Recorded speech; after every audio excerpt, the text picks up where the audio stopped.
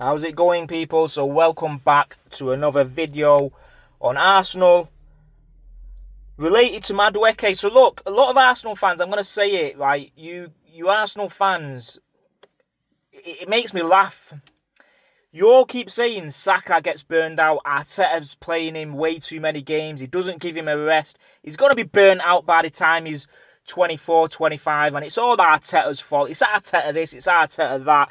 I tell you something, Arteta is trying to get somebody there to compete with Saka on the right. Somebody made in the Premier League. You're never going to be able to get a world-class winger to compete with Saka because it doesn't go like that. You never have somebody on the same level as Saka to play in that same position because there's going to be an uproar. The player is not going to be happy. So you need someone who is a level below but offers a great deal of competition. And Madueke is that. You're not going to get somebody else as good as him who can offer that experience. He's young. He scores in the Premier League. He knows the league. We'll get onto it in a moment, but you keep saying Saka's going to get burned out. And now that Arteta's trying to do something about it, you're being dead volatile about it, and you're calling out Arteta, you're calling out our sporting director and the rest of it. You guys got to make your mind up.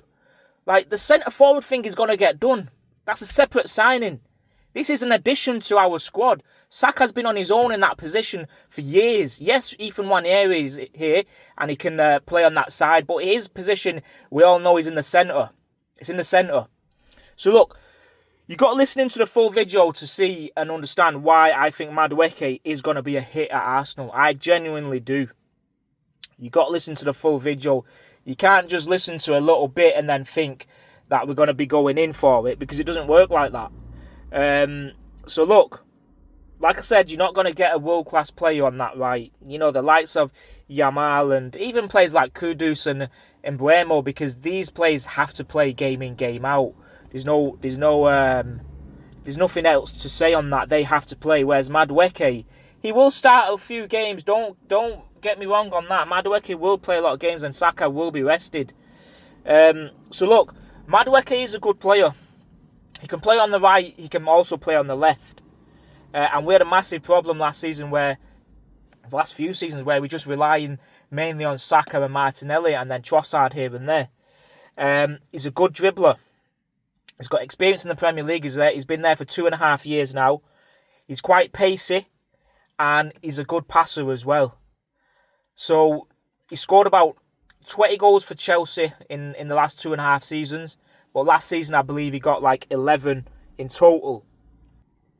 Now, the reason Arteta really wants Madueke, right, and this is all if it's below 50 million. I don't agree with it going over 50 million because I believe it's going to be a bit too much financially, especially getting in the likes of Gyokeres and another winger, that sort of stuff.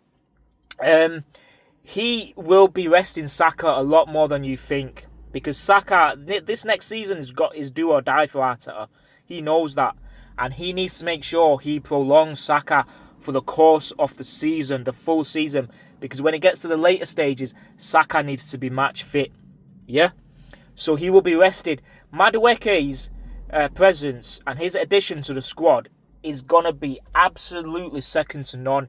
It's so vital and pivotal that he gets this signing done, because Saka can rest. You don't understand what that means.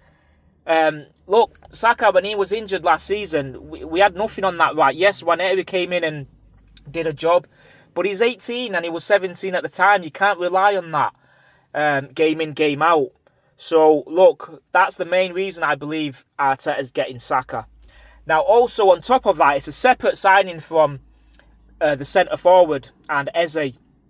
Madueke is not a replacement for Eze or Rodrigo. This is a separate signing, and in addition to the centre-forward and hopefully the left-wing spot or the attacking midfielder spot.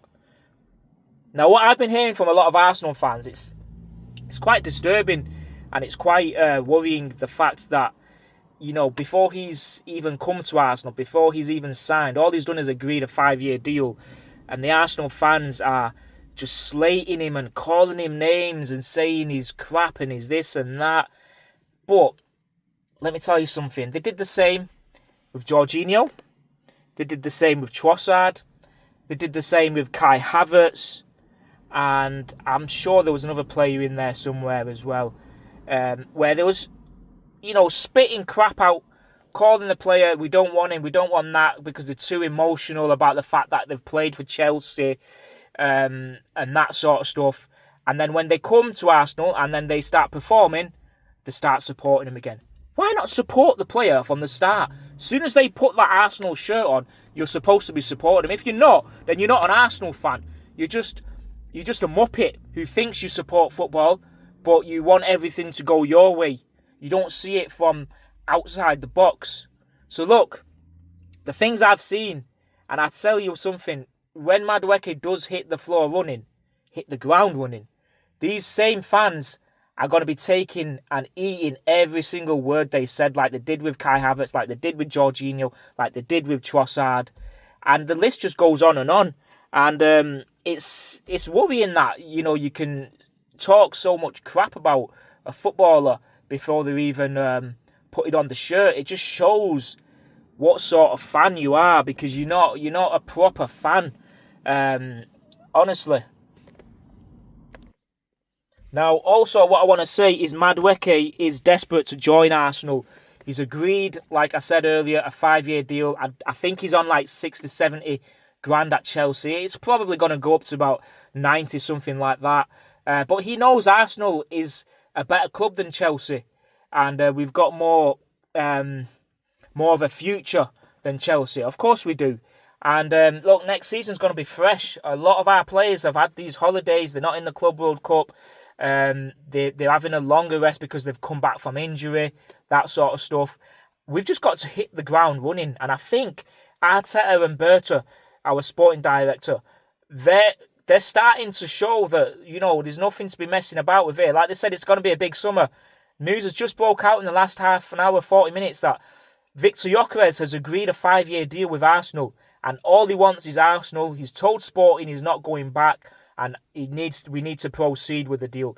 We can get Victor Gyokeres done by the end of next week with the likes of Zubimendi, Norgard, Kepa, maybe Madueke as well in time. And they all come into pre-season with the likes of Saka, Martinelli, Trossard, Havertz, Gabriel Jesus,